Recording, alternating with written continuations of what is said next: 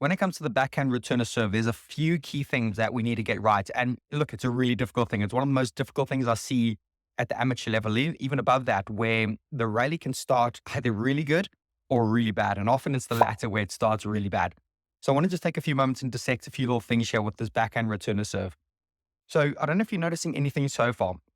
One of the first things I try to do is as the ball comes out, look at my synergy between the ball moving and me moving. What I see at the amateur level a lot is that ball gets served by the opponent, and then about 3 seconds later, there's a movement from the player. For me, what we got to do is we got to try tether these two things together.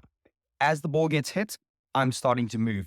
So let's get that relationship right first and foremost. So as the ball comes out, look at how I'm lifting my racket up towards the front and side wall, but ultimately trying to get it in behind my shoulder. So let's go forward a little bit and you'll see what I mean. Look at that there.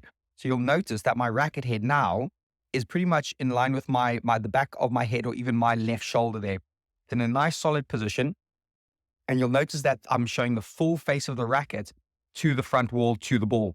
I call this the mirror face. So the side I'm going to be hitting the ball, as in if you can imagine the side I'm hitting it, it's looking directly at the front wall. So you'll hear me say mirror face a little bit more. There I need to go really far back.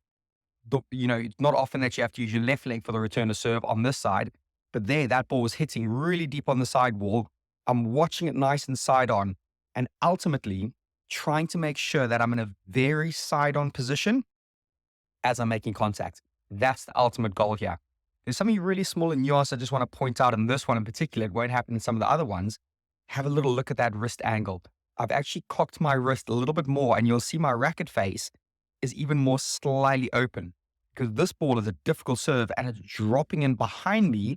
So I need to make some little adjustments, especially in that wrist there, turning the knuckles upwards, turning the knuckles forwards in order to try straighten that ball up. And as you notice there, I'm actually pulling it from slightly behind me. Again, arguably, I might have been able to get my feet further back, but I thought it was appropriate at this moment to put that left foot out, be nice and strong, engaging my legs there, really bending the knees. That's another big thing I noticed with amateur players. They're very upright on their return to serve.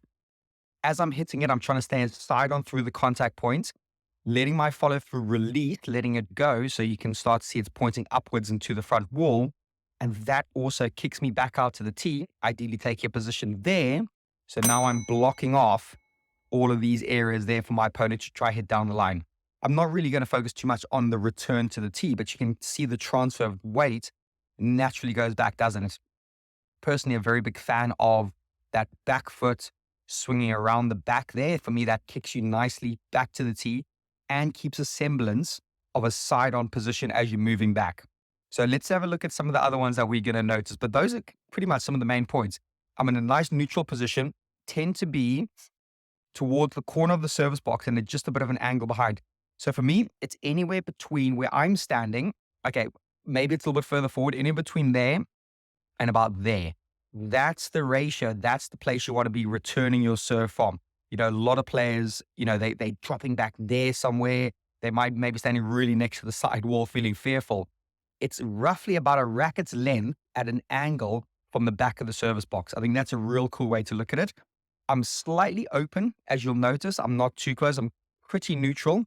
It's hard to see where my racket is, but my racket, you can just see it's hovering in a nice neutral position there. Because you know what? If my opponent serves and it's a fast one and jumps around there, I need to be able to go forward and get that. If they serve it at my body, I need to be able to maybe pivot out the way and hit a forehand side.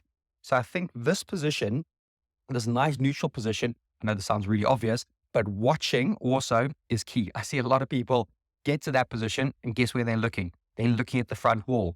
If you're looking at the front wall for your return to serve, there's actually zero data there at the moment. There's absolutely nothing on the front wall. You need to be looking at what's happening over there. Is your opponent throwing the ball high to do a smash serve? Are they throwing it low and opening their racket face to lift the ball? There's so much nuance about what's going to be happening over there. And you can then get that beautiful relationship between the ball being hit and you matching it up, like I said at the start. So I know I'm on Stingray machine here, but for the training purposes, I think this is really useful as well. And actually, you'll just probably notice that as something happens there's a little light that goes off. And that for me is like my trigger that that ball's going to be coming out almost as my opponent's swinging, making contact. So I'm trying to get that relationship. Okay, so here we go. Then I see it coming out. I notice it. I'm shuffling across. These are going to be hitting the side wall. Can you see how I have to do a little double movement there and actually have to use my left leg again? That's a real tough serve. There's definitely some ones where I use my right leg.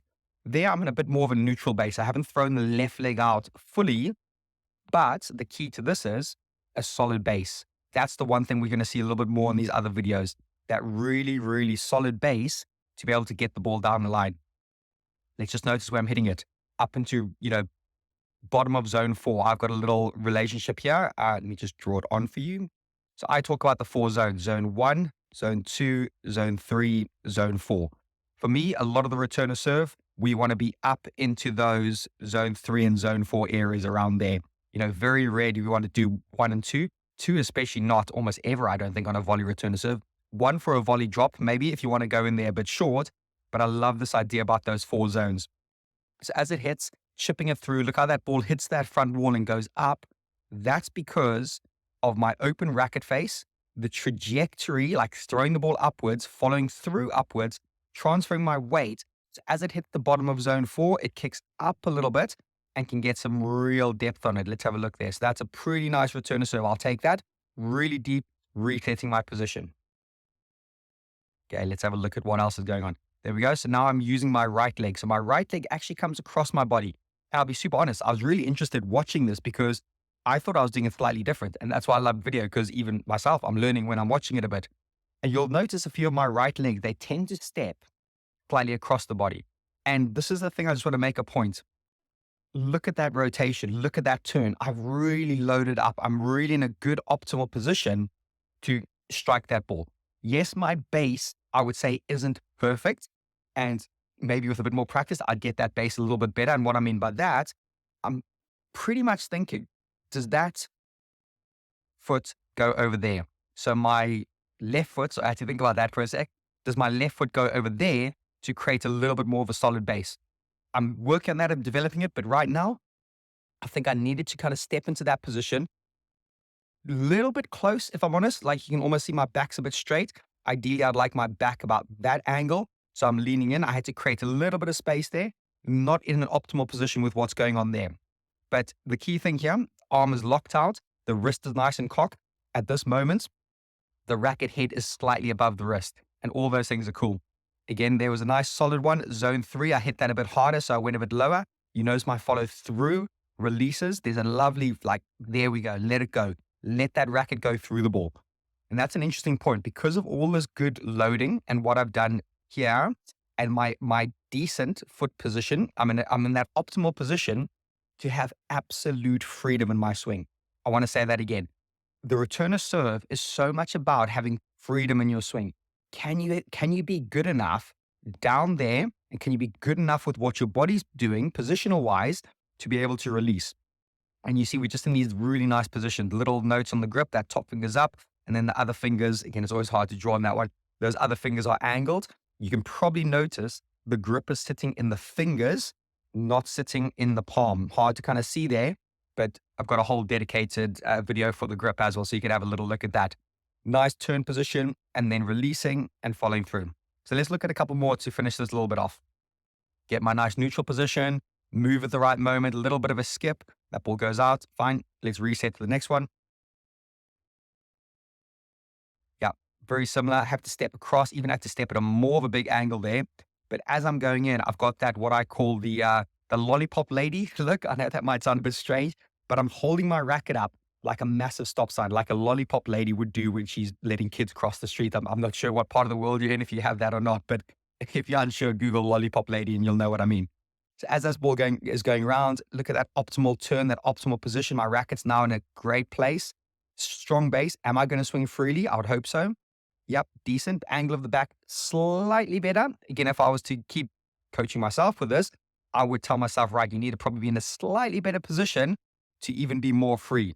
That ball dropped quickly off the side wall. And again, all these serves were pretty much hitting the side wall. So I was practicing this idea of the timing off the side wall. There's other videos where I do it, where I'm taking it early or, taking a lob serve, lots of little nuances in these ones. Again, look at that freedom of swing. I think there's some nice freedom of swing. skipping, transferring back to the tee area. I know I'm just resetting for the return of serve at the moment. So let's just watch a few more. I might be able to point a few out. Didn't quite time that. A little bit of a loose one. Okay, let's have a look at the next one. Yeah, good. See, I think that first movement's really interesting, isn't it? So as the ball comes out, look at my transfer of weight. I'm loaded up on that foot and that knee. I'm pushing back. I've got a desire to get behind the ball. On one of the other videos, I'm filming it from this direction and the camera is pretty much over there. That's a real cool way to look at it as well. This one is obviously filming from behind, so you don't get some of the other nuance. But in the other video, you'll notice some real cool things about how much I push behind the ball. That's one of my probably biggest last coaching points. How I really get in behind it. And that ball, you can see I'm looking at it, but it's there, isn't it? It's roughly staying at about a 45-degree angle. I'm now nicely loaded up, ready to strike. And that for me is the optimal position. If you haven't moved well enough or you move straight across, all of a sudden, you're going to be about, again, hard to draw this here, and your head is going to be looking almost like sideways or even backwards towards where the ball is. And that is tricky, tricky territory. Again, not too bad. I'm quite liking a couple of things there. The legs, decent. Again, there's something not quite right here that I'm being maybe a bit fussy with myself with, but that's cool. That's how we all learn and grow. But yeah, there's those good positions. Locked out arm, racket head above the wrist, nice and solid, nothing going to restrict my swing. Into zone 3, nice neutral pace. That's where I want to send my opponents, somewhere there. He's not going to be volleying that. They have to go from the tee through to there. I've gone round to there. Ideally, I'm going to take up that tee position. Like I said, I'm going to be hunting this zone around there to say, right, are you going to pass me? Okay, let's look at one more. I know I keep saying that, but let's give it a go. There we go. Not too bad. You can see there's some similarities there, and you can see bit by bit, I'm getting more and more consistent. So listen, guys and girls, I hope that really helps. Really enjoyed doing this. And yeah, please keep a lookout for some of those other videos and all these details and these ideas about the nuance of the backhand return of serve, I think will help you game massively, get you starting that rally, not even necessarily on the front foot, but nice and neutral. And that's a good place to be.